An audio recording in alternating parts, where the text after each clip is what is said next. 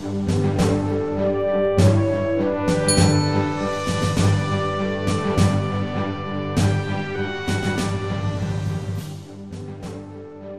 मुझे खून दो, मैं तुम्हें आजादी दूंगा। यही वो शब्द हैं जो हुंकार बनकर ऐसे गरजे कि ब्रिटिश हुकूमत हिला दी, जिसने इंडियन सिविल सर्विसेज की जॉब छोड़ जापान के सहयोग से आजाद हिंद फौज का गठन किया और बगावत करते हुए आजादी का बिगुल फूंक दिया, जिनके नाम भी अनेक और काम भी अनेक।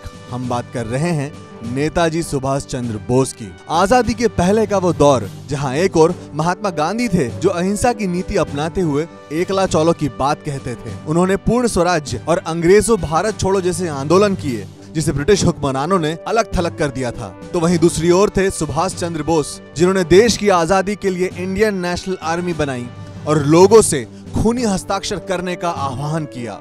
उनके द्वारा दिया गया जय हिंद का नारा भारत का राष्ट्रीय नारा बन गया था। आज ही के दिन 1945 को विमान हादसे में रहस्यमयी ढंग से उनकी मौत हो गई थी, ऐसा माना जाता है। नेताजी की मौत आज भी लोगों के लिए पहेली बनी हुई है। ये हिस्ट्री की वो मिस्ट्री है जो आज तक सॉल्व नहीं हो पाई। बहुत से लोग एक विमान हादसे में उनकी मृत्यु का कारण मानते हैं, तो कईयों को लगता है कि वे किसी बड़ी राजनीतिक साजिश का शिकार हुए थे। पर आखिर सवाल ये कि कैसे हुआ था विमान हादसा। बताया जाता है कि 18 अगस्त 1945 को नेताजी ने ताइवान से जापान जाने के लिए उड़ान भरी थी, लेकिन उनका विमान ताइवान की राजधानी ताइपे में ही दुर्घटनाग्रस्त हो गया था। वह टोक्यो जा रहे थे।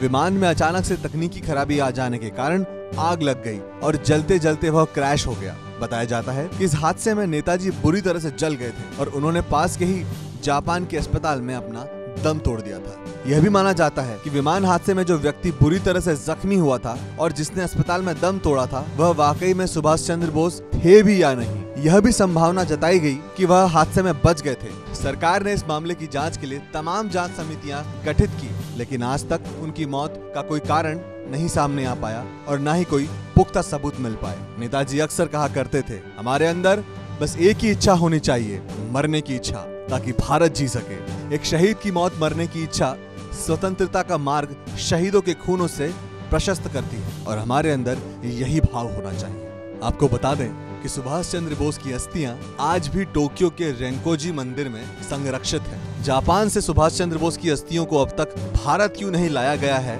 इस पर सब अलग अलग वजह गिनवाते हैं। दूसरी तरफ नेताजी का परिवार बार बार अस्थियां लाकर डीएनए टेस्ट कराने पर जोर दे रहा है, क्योंकि जापान ने डीएनए टेस्ट नहीं कराने की शर्त रखी थी। ऐसे ही लेटेस्ट अपडेट्स के लिए सब्सक्राइब करें हमारा चैनल TV9 भारत।